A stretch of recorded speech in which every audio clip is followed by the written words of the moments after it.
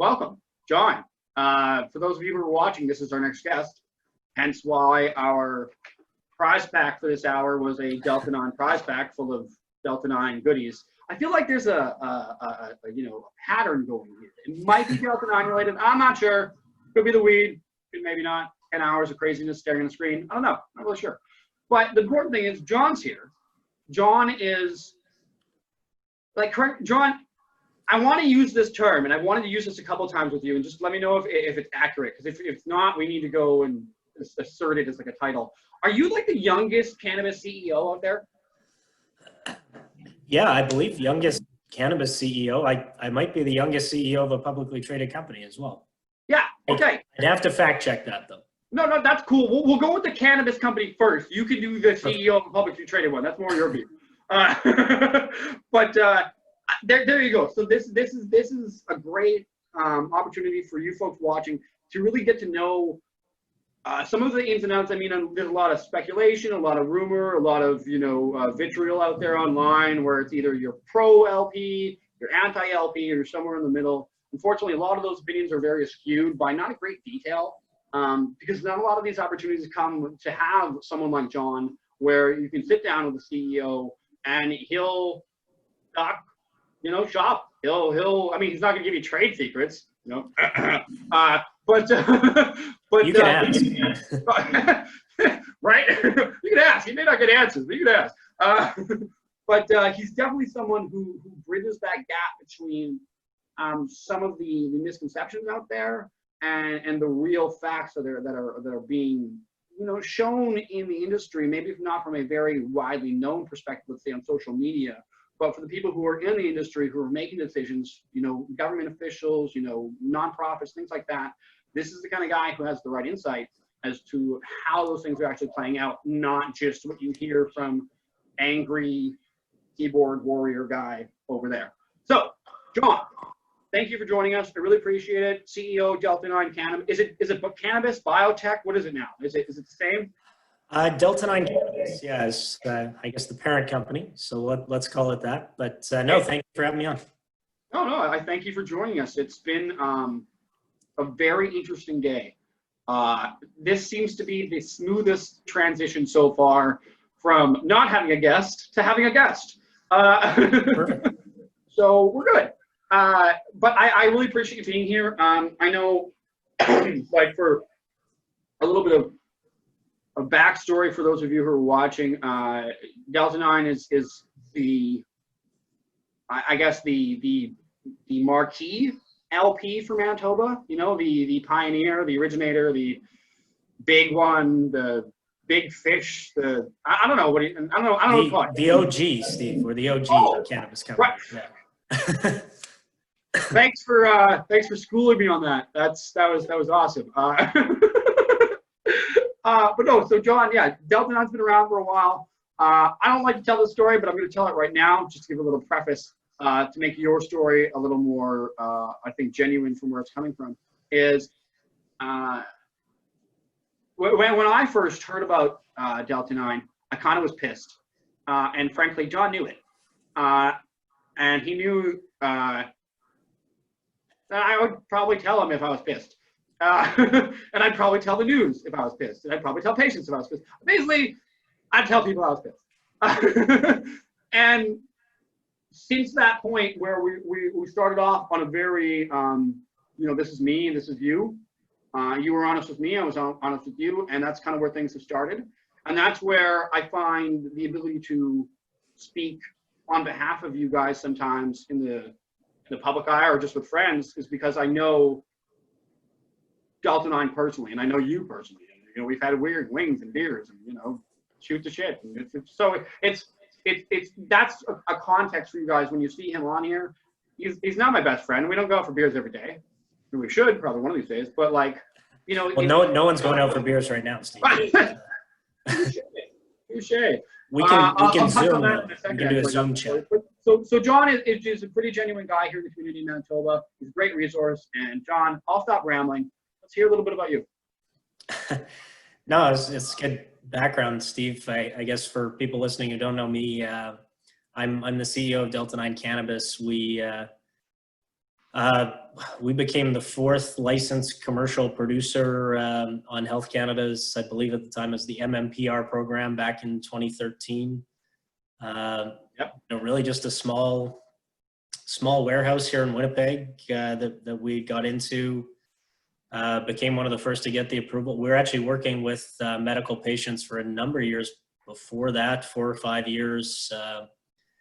On the old MMAR program, really just connecting patients with doctors, trying to facilitate their applications to get their own designated grower or their own home applications, or put them together with designated growers, things like that. Kind of throughout that process, we had been working with Health Canada, our thoughts on how they could change the federal program. That put us in a great spot to get one of those first licenses. Really early years of the company from there were pretty modest as a small privately held licensed producer. Servicing, I think, about 3,000 medical patients. We do still have a patient list of around 4,000 or 5,000 now, although I think, realistically, probably only 2,000 or 3,000 of them are active. So we are still active on the medical side. We're now a licensed commercial producer, wholesaler of consumer cannabis products for the rec market in Canada. We own 4 retail stores. We're in the throes of opening 3 more.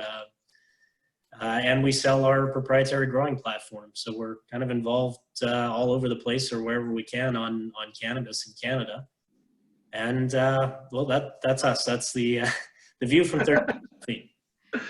No, that is definitely the 5-minute sell. I like how you hit it under 5. That's good. You've clearly been to a few business meetings about this, I see. Yeah, that was the elevator pitch. Yeah. Yeah. Oh, hey man, it's long, tall buildings, man, tall buildings. But no, I appreciate that. I mean, it's good for people to know kind of where you guys came from, where you started, and how you guys got to where you are now. Your presence has grown over the years. I'd like to know, like, maybe if you could tell people a little bit of some of the hurdles that you've had to work with Health Canada, and some of the red tape and some of the bureaucracy that's there that maybe, I mean, the average person who's looked into any sort of, becoming a licensed medical person knows, 3 main things, cost, right? And that's unfortunately a barrier for a lot of people. But to go past that first initial step and then to have to work with those regulations, which again can still cost. But to work with some of the nuances, I know Health Canada is red tape nightmare sometimes. Sometimes they're really great with things. How has it been for you guys to work with the changing system, especially pre and post legalization? Yeah, no, it's a good, to walk way back to 2010 to 2012, kind of pre-MMPR. We were working with a group, I think it was called the Medical Marijuana Regulatory Reform, was the working group that Health Canada had put together. It was industry, it was medical patients, it was doctors, it was kind of all the different stakeholders, chiming in on how they felt the MMPR could work. There was a lot of good work done with that group at the time. There was a feasibility study or a industry kind of impact analysis study that Health Canada put out. And, a lot of their idea was to make the MMPR easy enough that companies could become licensed. They could start up a business with around $1 million. So not, certainly not, bootstrapping $10,000 here and there, but not limited to big farm. Right. You're not the big boys only. Oh, well, we're glitching a minute. Oh, there we go. Like that. That was going to make. Oh. Make it so businesses could. Oh, there we go. We're good. Okay, I've got you now. Yeah, can you hear me on your end? Yeah, it was. We could hear you, but it was lagging. We must have just gone through one of those, Wi-Fi dips or whatever. Yeah, someone's on Netflix in the neighborhood or something. Yeah, blame Shaw. Yeah. Or whoever. Yeah. Right. Yeah, so that was a lot of the thought process behind it. But then they launched the MMPR program. I mean, we were fortunate; we were one of those first 13 companies that got in. Yeah. And then it was years of growing pains. Health Canada, the way the regulations were written under the MMPR, they were very subjective, certainly open to interpretation. A lot of the first years were just, us working through the process with Health Canada for them to figure out what they actually wanted, what their expectation of business was going to be. It started with security and then good production practices. And, really our struggle was that the goalposts were constantly being shifted. Security expectations, requirements, packaging, good production practices, sanitation, like all of those things. I mean, they were as new for us as they were for Health Canada. So it was really working through all of that, which was tough. I mean, we were a small business. We couldn't expand. We couldn't become profitable. Very tough spot for a business to be stuck in. And, we're trying to do the best that we can for patients. We bring on more patients, but now we can't grow enough product. We can't get new licenses to grow more product. So, you're kind of caught in a lot of spaces. And, kind of fast forward to now, I mean, there's been now several different regulatory changes. I mean, that's a unique part for cannabis industry in Canada. I mean, you look at any Health Canada regulated industry, they're going to have a regulatory review and change process once every 10 to 15 years. So in, food processing, I can expect that once every 15 years, there's going to be a consultation process, a review process. They're going to change some regulations. They're going to implement. They're going to see how it went. We've gone from MMAR to MMPR to ACMPR to cannabis regulations 1.0 to cannabis regulations 2.0, all in the last 7 years. So, we've gone through a process that any industry would go through, maybe twice in your career. And we've gone through it that many times in 7 years. So, I mean, you can imagine that's, it's tough to keep up almost with how fast things are changing. Every time there's a change that impacts business, it impacts patients, it impacts the recreational industry.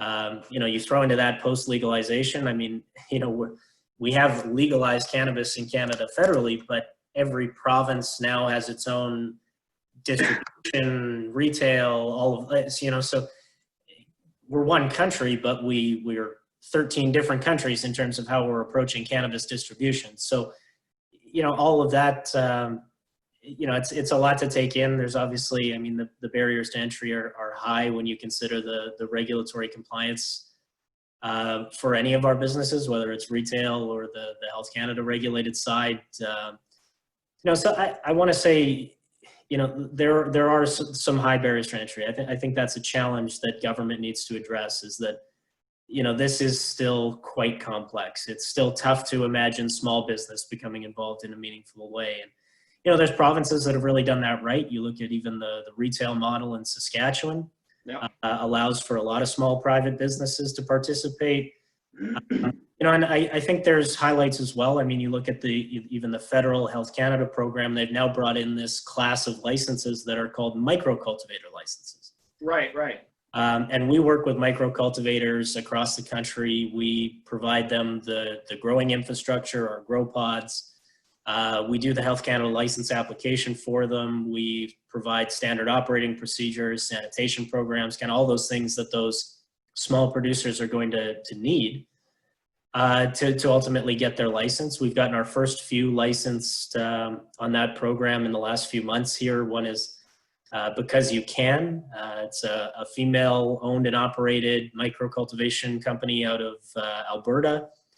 They're up and growing now. We actually recently, just the last few weeks, we got a micro-cultivator licensed up in Nipawa, Manitoba. It's a fourth-generation family farm, and they now have a small micro-cultivation facility running up near Farmery Breweries. So shut up! Are you serious? It's starting to get these small businesses involved, and I think that's becoming more and more important. I mean, legalization, it really, I think it has to consider getting as many groups involved who want to be involved, whether that's people who were previous call it black market, or previously in the medical community or home grow, or, whatever it is, we need to provide a platform that means that it's not just 5 big companies growing cannabis and selling it through chains of multi-provincial stores. Right. There are ways to get the community involved, to get entrepreneurs involved. Ultimately, that's good for consumers. It drives innovation, drives competition.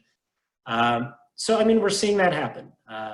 It's happening slowly. That's one thing I've learned through all of this is that none of this happens fast. The best thing that we can do when government screws something up is we let them know, and they are receptive generally to concerns from industry or from patients or otherwise. Just the one thing I always have in my mind is that if there's a problem that needs to be fixed, it could be 2 or 3 or 5 years or more to get that addressed. So, it's the tough part in dealing with government is it at times will move slowly. But to look back 7 years to when I started to get involved in this, and cannabis has gone from better than anyone the struggle it was to try and get anyone at any level of government to look at medical cannabis as a legitimate medicine.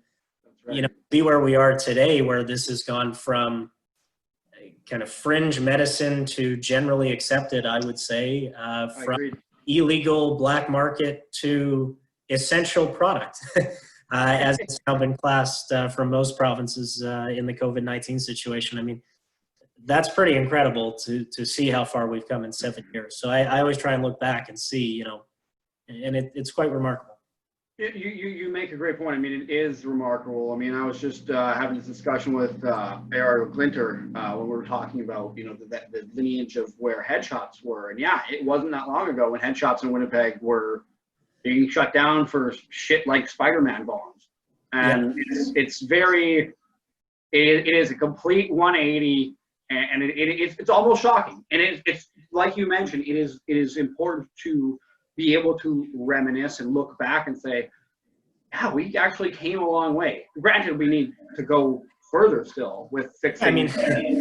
Now I'm sitting here saying, God, I really wish the packaging restrictions around edibles let me put more milligrams content into a package. And, again, you look back and go, wow, all of this was illegal not too long ago. So again, we can deal with petitioning government because it's, in my mind, a little bit ridiculous that I can only put 10 milligrams of THC into an edibles package. It, could be ridiculous. 20, 50, 100.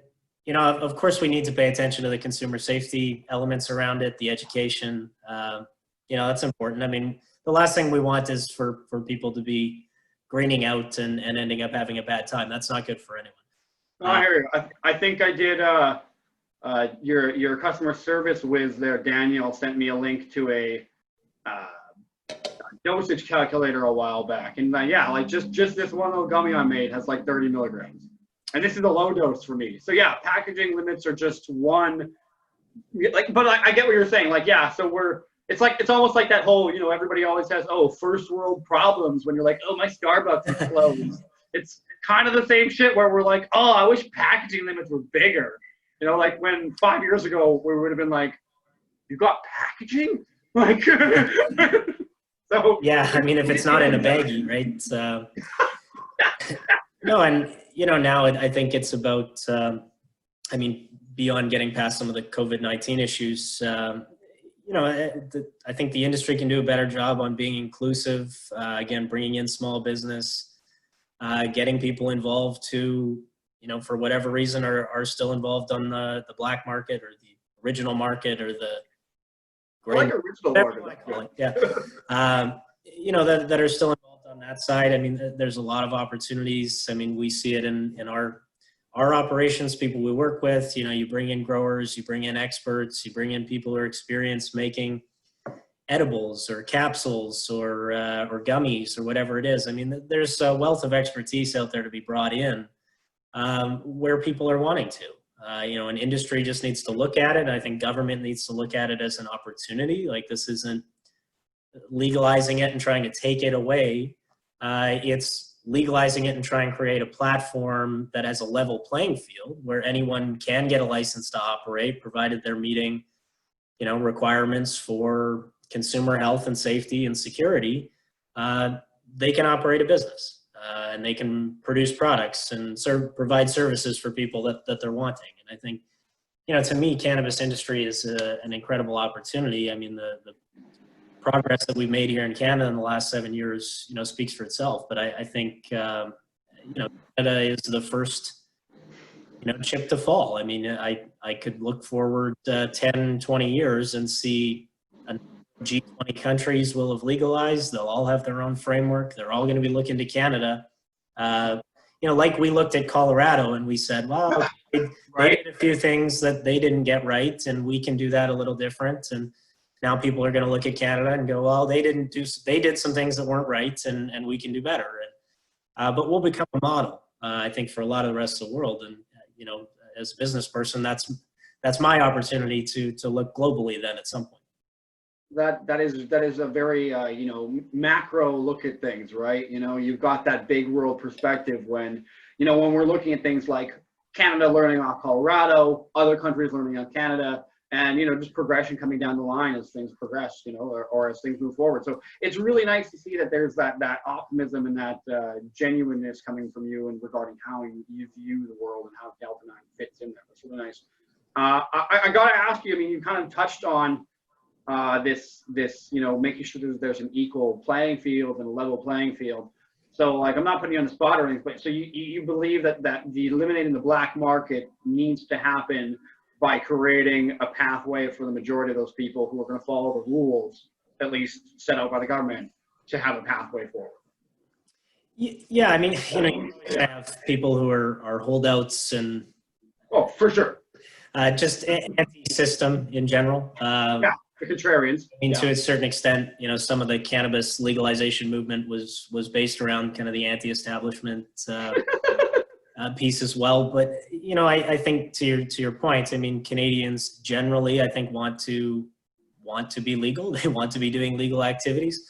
We need to make sure that we're not setting barriers to a ridiculous, extent where people cannot participate. So again, whether it's these kind of micro cultivation or nursery or micro processing tranches of licenses where Health Canada kind of goes, well, okay, your startup requirements are going to be less because your volume is less, and it'll be more like a microbrewery or a micro distillery. Right. Which, obviously have a big part in the liquor business, right? I mean, microbreweries are the big thing. We've got a few micro distilleries and wineries here in Manitoba that are great. And be able to participate if the regulations for alcohol weren't, pushing them out and leaving it to the Diageos and the Miller or Molson Coors of the world. We need to, at the same time, I think it's important that, we do have certain minimum standards, whether that's federal or provincial, around record keeping or whatever it is, so that, customers frankly know that they can come in and when they buy a pre-roll that says that it's, what is this one? 3.5% THC and 4.5% CBD, that's what's actually in this product, and you can take it to a lab and test it, and it's going to be close to that and free of contaminants and all of that. So, I mean, I think it's important to have the strong regulatory piece. It's what, gives consumers confidence. So, it's a balance, but, again, for anyone who's out there saying, God, the government really got this legalization thing wrong. I mean, I would agree they haven't gotten everything right. They've actually made some improvements even in the second year to roll out now all these 2.0 products, which has made things a lot better. I could imagine within the next 3 years, they'll be coming back and doing a whole shakeup on the thing again, which are going to move the goalposts on me and make my hair go even grayer. But otherwise, hopefully it improves some things and, again, gets us another step closer. Well, I mean, I think that, like, no offense, man, but we're all getting a little bit of gray hair from this industry. Oh, yeah. Yeah, it's dog years. Yeah, for sure. I know we're all going to look like President Obama or whatever when he finishes his term. Just all gray hair and angry. But I got some of the weed you guys sent over. some of the Cali Mist, and some of the bubble gum. Bubblegum's really nice in the bubblegum. Cali Mist is a super nice sativa. I'm a big fan. I'm going to put a little bit in the grinder right now. While you're grinding it, Steve, funny aside on the bubblegum, again, we talk regulations. So we launched bubblegum. It's one of the original serious seeds, Cannabis Cup winner, great strain. Excuse me. We launched it in Manitoba, sells very well in Manitoba, sells very well in Saskatchewan. We went to then launch that in Alberta and BC and got feedback from both of them that they will not list a product called bubblegum because they feel it may be appealing to children. It made us in those provinces rebrand it as, it's Pink Bubba, I think, in BC and Alberta. And they'll let us sell Pink Bubba. They won't let us sell bubblegum. So, again, we run into those funny, quirky things that, so arbitrary, that you have to deal with. Like, okay, bubblegum, attractive to kids. Pink Bubba. Yeah, that doesn't sound like any kid's ever going to be intrigued. Totally fine. Totally fine. Yeah. Just hilarious. Because we're talking about weed right now, and I don't have a ton of time left on our interview. I know that some of the weed that came out initially when legalization happened was pretty badass. Some of it was, and I'm not just talking from you guys, I'm talking just across the board.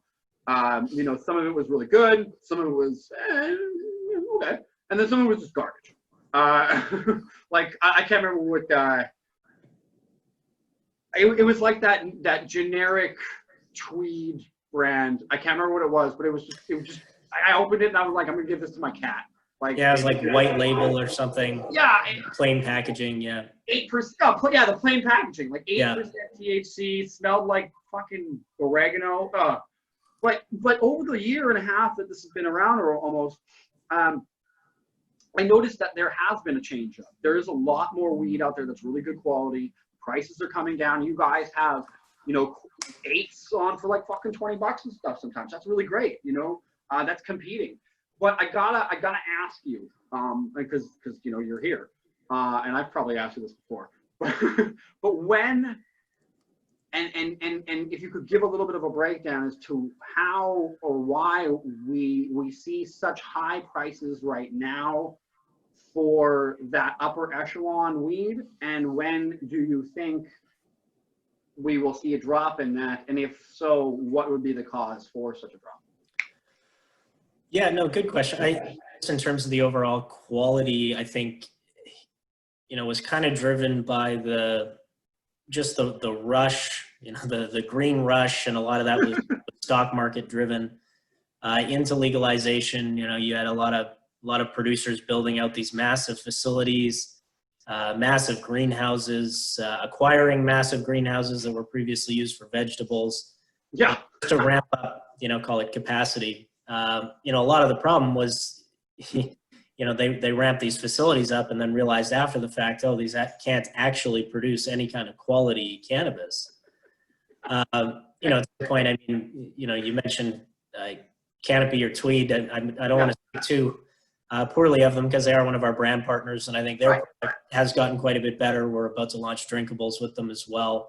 Yeah, we're not saying they have bad product. It's just, everybody had a little bit of a slip in the beginning. It's all good. No, but they, they've closed about 3 million square feet of greenhouse facilities in the last 3 months or so that, frankly, they were finding just could not meet the grade.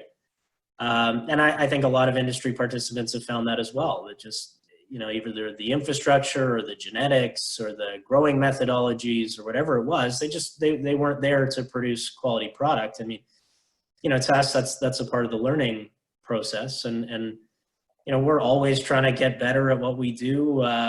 Even just with our grow pods, we have 2 pods right now that are purely R&D. They've got different dehumidifiers, lighting systems, air conditioning, kind of the works. We're always trying to shake things up to see how we can build a better grow facility. I think big transition for us anyway started probably 18 months ago, right around legalization. We had a bunch of genetics that we've been growing for years, and they were getting tired. Anyone who's been growing, you know that if you grow the same strain for 5 years, I mean, eventually it's not the same strain. The mums get stressed over time. They get more susceptible to disease or crop failure. We had products, and some of the products we still grow and sell, our blue venom, which historically was 16 to 18% THC, now, usually coming out around 10 to 12. Now, I think that it's a pretty high quality strain. It's high yield. I've had it. It's good. I liked it. But, what we're finding is that a lot of consumers, they're equating potency with quality. Right. They're really leaning towards the high THC. So, again, around 18 months ago, we went back to our seed bank. We popped, about 100 seeds, tracked every single plant individually, grew up mums, did first harvest, did small scale commercial batches. Now we're doing big scale commercial batches on, stuff you'll see in our store now, like whiteout at 18%. I like that one too. That's a good one. Frostbite, Sinaloa Gold. What are some other ones we have? Stargazer. Anyway, a bunch of these products, we're calling it the All-Star Crew. They're all, 17, 18% THC plus. Lemon skunk, lemon meringue, kind of some nice mid-range strains. We hit the reset button on the genetics. We're always trying to hone in the growing growing ideologies, maximize the quality. For our growers, I mean, this is a passion, but the challenging part for us is, we only get about 4 or 5 crops a year, so that's 4 or 5 times. Nope. Hit one of those lags again. A year when you get to tinker with things. Are you still there, Steve? I'm here now. Okay, I've got you. Sorry. Yeah, so sorry, you're 4 or 5 crops a year. Yeah, so 4 or 5 times a year when you can, really make changes or tweak the formula and see how that's going to affect the quality. But so that's long term as well. But finally on your question, I mean, the industry is getting more competitive all the time. There's obvious oversupply in the industry, so prices are coming down. There's new products hitting the market. So all this competition, I mean, frankly, it's going to drive down wholesale prices. That's retail prices are coming down. As you said, we've got some products. I mean, we're selling, I think, a 12-pack of Delta 9 joints right now for $50. We're selling 8s for $20. There's lots of stuff that's, it's positioned to compete on price. And that's just going to get better and better over time. And as more producers kind of hone in that, 17% plus, 20% plus THC, the real rock star strains, there's more genetics in the industry now with these micro cultivators coming online. They can bring in new genetics. So, that's going to continue to evolve as well. But I mean, anyone who hasn't gone into a cannabis store kind of since legalization and was disappointed that there were 7 strains and everything was $10 a gram or more, I mean, come back. Check the website. Come back. I like that. The industry's come a long way in the last few years. It has, and it'll definitely continue to grow into something that I think eventually we will all be happy with, and maybe we can stop the grinding and actually finally be happy with legalization. Oh, well, it's a labor of love. It's like Japanese art. It's never finished. I love it. Great, great end. John, before I let you go, how can people follow Delta 9? How do they buy? How do they follow? How do they shop? Where are they stores? When's Alexa going to change the cool sound on the, automated voice messages again? Like, just when is something going to happen? Let's know what's going on with Delta 9. Well, she's in the room right now. She's over there. I know she is. I don't know when we're going to change the voiceover recordings, but no, I mean, anyone who's looking to check out the company, delta9.ca, follow us on Facebook, Instagram, Twitter, any of the social media. We're pretty active, letting people know what we're doing. It's kind of the best way to keep up to date. We've got 4 stores in Manitoba, so 2 in Winnipeg, 1 in Brandon, 1 in Thompson. We've got 1 ready to open South Kenniston. I know we're getting a lot of calls. People are driving by and seeing the store. We will be open at some point. We're not there yet. Eventually. We're opening 2 stores in Alberta. First one's coming in Calgary and Grand Prairie in the next few weeks or months. Yeah, so I mean, keep an eye out for us. We're always happy to chat about cannabis. That is awesome. You know, John, thanks for doing this. Thanks. It's Not a problem, Steve. Always I happy know you to pretty hop on well, and chat. Sorry, I know you pretty well, but the community probably doesn't. So this is a good chance for them to know you just like I do. So Well, I missed 420, but I'm going to enjoy this a little later on tonight. But I hope it was a good one earlier, and we'll chat soon. okay, deals, brother. Well, hopefully we can get that tour lined up again. All right. Absolutely. Cheers, Steve. Take care, John. Thanks so much.